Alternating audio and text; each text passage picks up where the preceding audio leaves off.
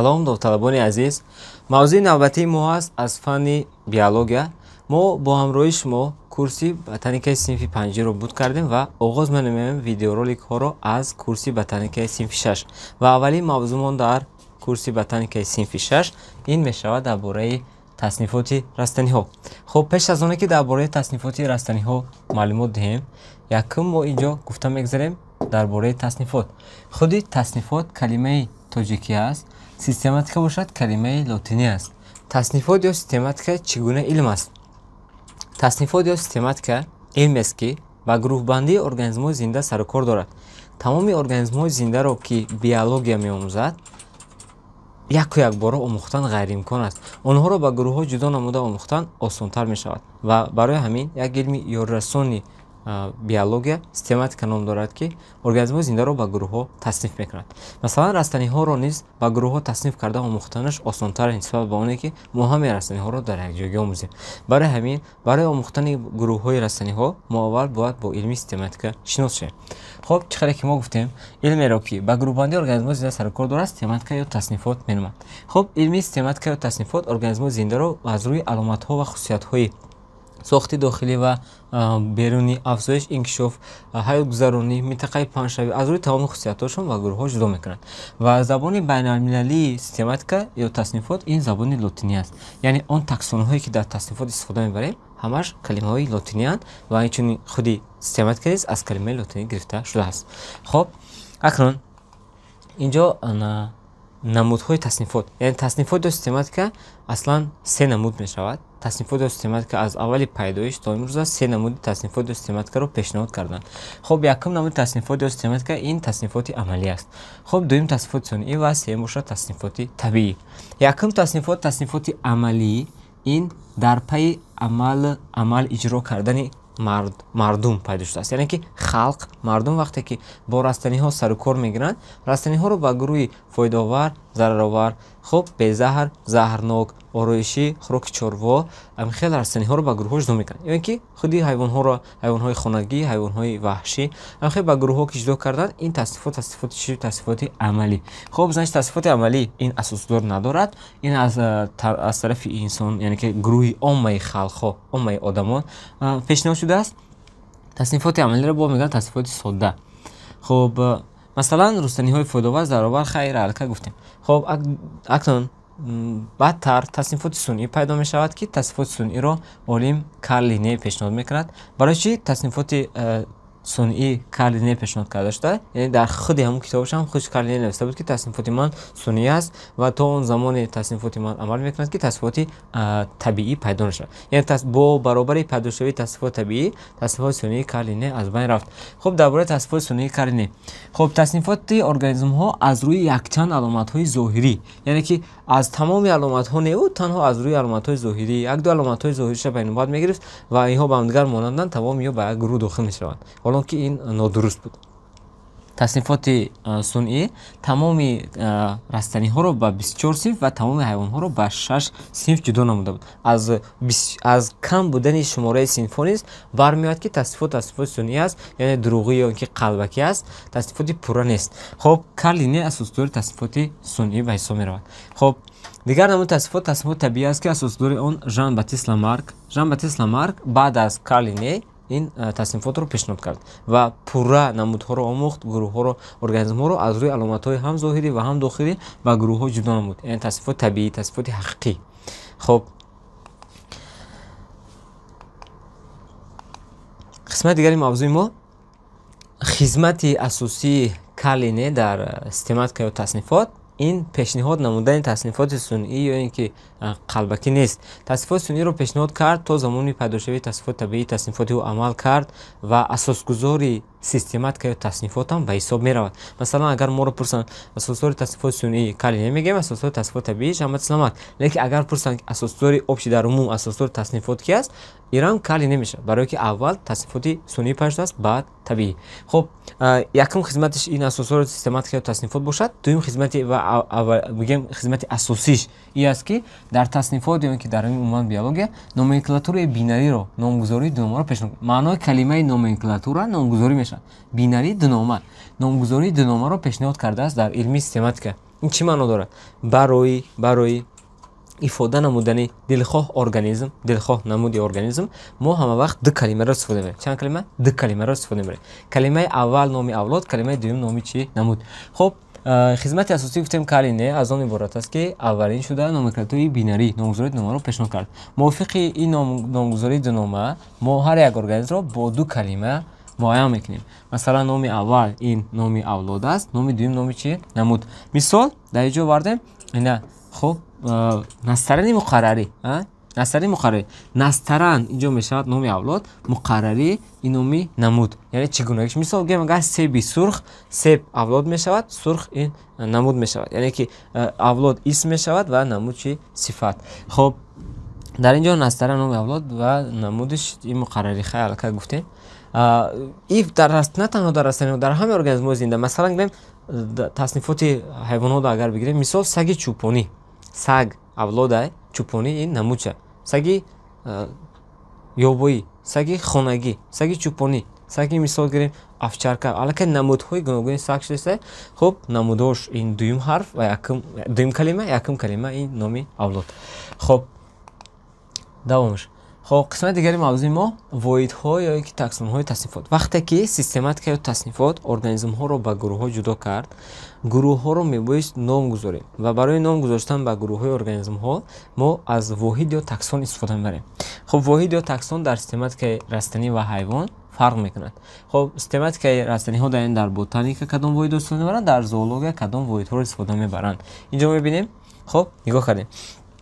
واحد یا تاکسونی از همه خردترین در سیستماتیک رستنی ها نمود است. واحد یا تاکسونی از همه خردترین در سیستماتیک حیوان ها نمود است. خب مجموعه نمودها اسم میکنند اولاد رو. مجموعه اولادها عائله. در مجموعه نمودها اولاد، مجموعه اولادها عائله. خب مجموعه عائله ها در سیستماتیک رستنی ها در بوتانیک اسم میکنند ترتیب رو. یکی همین چیز در مجموعه عائله ها در سیستماتیک حیوانات اسم میکنن قطار رو. значит یک فرقیت در چی بوده است؟ در ترتیب و در قطار. یعنی در واحدی تاکسون های سیستماتیکی در رستنی ها ترتیب رو استفاده میبرند، به جای ترتیب در حیوانات چی رو استفاده میبرند؟ قطار رو استفاده میبرند. خب مجموعه قطارها در سیستماتیک حیوان ها صنف رو استفاده میکنند، در سیستماتیک رستنی ها هم صنف رو. و دیگر فرقیت این شعبه است. مجموعه صنف ها در سیستماتیک رستنی ها شعبه رو استفاده میکنند، مجموعه صنف ها در سیستماتیک حیوان ها باشد چی رو استفاده میکنند؟ تیپ رو استفاده میکنند. خب اینجا درک کردیم که دو فرقیت به جای ترتیب قطار، به جای شعبه چی؟ تیپ است. خب یک چند سوال های در اینجا در مرکز نتیسی در بسیار جا میپرسن، اینجا یادآور میشه. مثلا میگن واحد خردترین در سیستماتیک رستنی ها این نمود، واحد خردترین در سیستماتیک حیوان ها هم چی است؟ نمود. خب نمود هر دوستا خردترین نمود، لیکن واحد کلانترین در سیستماتیک رستنی ها شعبه، در سیستماتیک حیوان ها واحد کلانترین چی است؟ تیپ. خب انا دیگر چیز از با کدام واحد ها سیستماتیک رستنی از اون فرق میکنند؟ با قطار و چی؟ ترتیب درجه، قطار درجه، با شعبه درجه، تیپ چی؟ در طرف. خب اکنون دیگر چیز کدام نمود تصنیفات عموما واحد یا اینکه تاکسون ندارد؟ این تصنیفات عملی است. در تصنیفات عملی ما این واحد ها و تاکسون ها رو نداریم، استفاده نمیبریم. خب همین چیزی که من از تاکسون ها را نامبر کردیم در اینجا با مثال. مثال یک تا در حیوان ها سگ خانگی، مثال یک تا در رستنی ها نسترن مقرری. این نمود است، نمود. سگ خانگی نمود، نسترن مقرری نمود. هر دوش نمودن. اما و یا باید اولاد داشته باشند.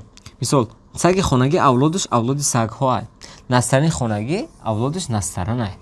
خب اکنون اولاد باید با عائله باید داشته باشد. خب سگ ها عائله گرگ شکلان داخل می شوند، نسترن و عائله نسترنی ها داخل می شوند. خب انا گرگ شکلان و قطاری درنده ها، قطار یا که قطار ترتیب. خب نسترن ها باشه با ترتیبی نسترنگلان، یعنی که روزگلان می نامند. خب قطاری درنده ها با صنف شیرخواران داخل می شود، ترتیب نسترنگلان با صنف دوپلا. انا که صنف شیرخواران با تیپی خرده‌داران و صنف دوپلا با شوبه رستنی های چی؟ گلدار، یعنی تیپ و شوبه. دیدین نمود اولاد عائله قطار تیپ میشه، نمود اولاد عائله ترتیب شوبه میشه در این طرف. خب اینجا خیلی سیم شفتیم. اما که بعد типи хордадорон ба олами ҳайвонот дохил мешаванд ва шӯъбаи растаниҳои гулдор бошад ба олами чи растаниҳо. Яъне болотар аз тип, болотар аз шӯъба ин будааст олами растанӣ ва олами чи ҳайвонот. Хоб значит як бор дига мегем настарани муқаррарӣ ба авлоди настаран ба оилаи настараниҳо ба тартиби настарангулон ба синфи растаниҳои дупалла ба шӯъбаи растаниҳои гулдор ё пуштатахм ба олами растаниҳо дохил мешавад. Саги хонагӣ авлоди саг ба авлоди сагҳо ба оилаи гургшаклон ба қатори даррандаҳо ба синфи ширхӯрон ба типи хордадорон ва ба олами ҳайвонот дохил мешавад. Хоб қисмати дигари мавзӯи мо растаниҳо аз рӯи сохт. Анакун мо аз рӯи таснифоти табиии Жан Батист Ламарк шурӯъ мекунем ба таснифи растаниҳо. Растаниҳоро тасниф мекунем ва омӯхтани онҳоро сар мекунем. Яъне видеороликҳои ояндаи мо дар бораи ҳар як гурӯҳи растаниҳо мешавад. Лекин аввал дар инҷо мо бояд гурӯҳҳои растаниҳоро гап занем. Растаниҳо аз рӯи сохт умуман агар мо бигем олами растаниҳо, тамоми растаниҳо аз рӯи сохт ба ду зеролам ё ба ду гурӯҳ ҷудо мешаванд. Агар мо просто бигем ки растаниҳо аз рӯи сохт мегем ба ду гурӯҳ. Лекин агар мо мегӯем ки олами растаниҳо ба ду зеролам ҷудошо мекардем. Хоб растаниҳои дараҷаи паст ва растаниҳои дараҷаи олӣ. Барои чӣ инҷо ман гуфтам аз рӯи сохт, яъне аз рӯи сохтори танашон. Растаниҳои дараҷаи паст сохтори танашон талом ном дорад. Талом яъне ки дар онҳо узву бофтаи ҳақиқӣ дида намешавад. Растаниҳои дараҷаи паст гуфта растаниҳои меноманд ки дар онҳо узву бофтаи ҳақиқӣ дида намешавад. Яъне ё чӣ надоранд? Узву бофтаи ҳақиқӣ надоранд. Яъне чи аст узву бофтаи ҳақиқӣ? Масалан реша, поя, барг ё ин ки гул мева тухм ягон таин узвора надоранд, на вегетативӣ, на генеративӣ, ягон узвора надоранд. Растаниҳои дараҷаи паст меноманд. Ана танаи ҳамун растание ки дар он узву бофтаи ҳақиқӣ дида мешавад, ана танаро мегӯянд талом. Ба худо растаниҳои дараҷаи паст ё талом мегӯянд и гурӯҳа. ё ин ки зеролами растаниҳои дараҷаи паст таломи. Хоб дигариш гурӯҳи растаниҳои дараҷаи олӣ ё зеролами растаниҳои дараҷаи чӣ гуфтем? Олӣ. Дар растаниҳои дараҷаи олӣ баръакси дараҷаи паст узву бофтаи ҳақиқӣ дида мешавад. Яъне дар ё реша ҳам аст, поя ҳам аст, гул, мева, тухм, ҳамаи узвҳои вегетативӣ, генеративӣ ё яке аз узвҳои вегетативӣ, генеративӣ аст. Яъне агар яктаи ҳамин узвҳоам бошад, растании че? Дараҷаи олӣ аст. Хоб акнун мо гуфтем ки шӯъба дорем. Шӯъба дар семантикаи растаниҳо аз ҳама ваи баланд буд, яъне таксони баландтарин буд. Анакун омадем ба шӯъба.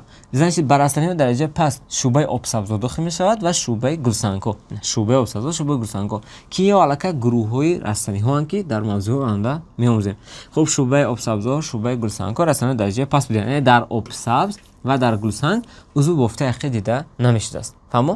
Лекин як чизи эволюсионшо бояд гап занем ки дар обсабзо бори аввал пайда шудааст ризоид.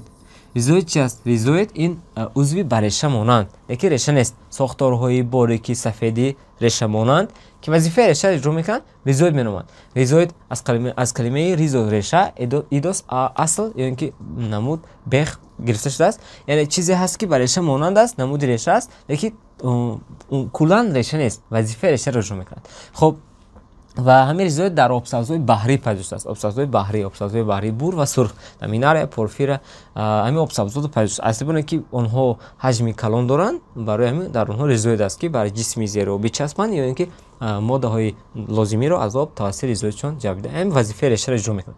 Фаҳмо? ҳамин ризоид ҳамин вазифаи решаро иҷро мекунад. Хоб дар гулсангу дар обсабз значит узв бофтаи хида мешавад. Баъд савол мешавад, устод иҷа ҳаст ризоид. Ризоид ҳаст ку? Барои чӣ растаниҳои дараҷаи паст аст? Ризоид узв бофтаи ҳақиқӣ ҳисоб намешавад. Гуфтем ку решаи қалбакӣ аст.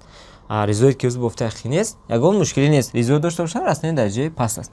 Хоб, мегзарем ба растаниҳои дараҷаи олӣ. Растаниҳои дараҷаи олӣ боз ба ду гурӯҳ ҷудо мешаванд.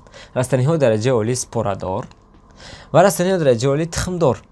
Растаниҳои дараҷаи олӣ ба ду гурӯҳ, спорадор ва тухмдор. Акун аз чӣ хусусият растаниҳои дараҷаи олиро спорадор ва тухмдорда ҷудо кардем? Растаниҳои дараҷаи олии спорадор дар сикри инкишофашон спорро осӯ мекунанд, яъне тавассути спорро афзоиш мекунанд, зиёд мешаванд. Растаниҳои дараҷаи олии тухмдор бошад, дар афзоишшон ҳастанд тавассути тухм аст, тавассути тухм зиёд мешаванд. Хоб, ба растаниҳои дараҷаи олии спорадор дохил мешавад шӯъбаи ушнашаклон, шӯъбаи сарахсо, шӯъбаи чилбандҳо ва шӯъбаи чи мунмунаҳо. Ва ҳар якти ин шӯъбаҳоро мо дар дарсҳои оянда баррасӣ мекунем. بررسی میکنیم و گام میزنیم که چگونه خصوصیت دارن، چه خیلی افزایش میکنن، در کجا میرویند و همین قدر از بدونین که رستنی های سپورا دارن در سیکل انکشافشون چیز میکنن، سپورا حاصل میکنن. بعد چیز دیگر گفتیم اِوولوسیشن. آخه اول رستنی درجه تخمدار، رستنی درجه اول تخمدار در دو شوبه داخل میشود، شوبه لیشتخمان و شوبه چی پوشت تخمون. یا اگر در سیکل انکشافشون سپورا حاصل کنن توسط سپورا زیاد شوند، انا این تخمدارها پوشت تخمون و لیشتخمان باشد، در سیکل انکشافشون تخموس میکنن توسط تخمشون زیاد. البته گفته شده است لوچ تخمون، یعنی که تخمشون لوچ است، نه لوچ تخمون تخمیج دارن، پوشت تخمون باشد، تخمشون با چی با میوه پوشانده شده است. یک چیز دیگر در اینجا میگیم تمام. شوبه اشنا شکلان برای چی رستنی های درجه اولیان؟ برای که دریا پوید نمیشود و برگ پویه و برگ دارن. وقتی رستنی درجه اولیان قسم های تنه اشنا و گرگر ریزوید پویه برگ میشد، یعنی ریشه ندارد، گل میوه تخم ندارد، لیکن از عضوهای حقیقی که باید رستنی درجه اولی داشته باشد چیش رو دارد؟ پایه و برگ رو دارد. تمام رستنی درجه اولی از سرخس و چیلبند مونده باشد، هر سهش درجه قسمای تنش میشود ریشه، پایه و برگ. значит پایه و برگ بار اول در چی پشت است؟ اشنا شکلان. انا ریشه باشد بار اول در سرخس، برای که اول سرخس پشت است، بعد چیلبند، بعد مونونه. لیکن در یک جایی هر سهش میگیم که قسمای تنش ریشه، پایه، برگ است. خب اکنون میایم بر رستنی درجه اولی تخمدار. بار اول تخم در کدامی از این رستنی های درجه اولی تخمدار پشت است؟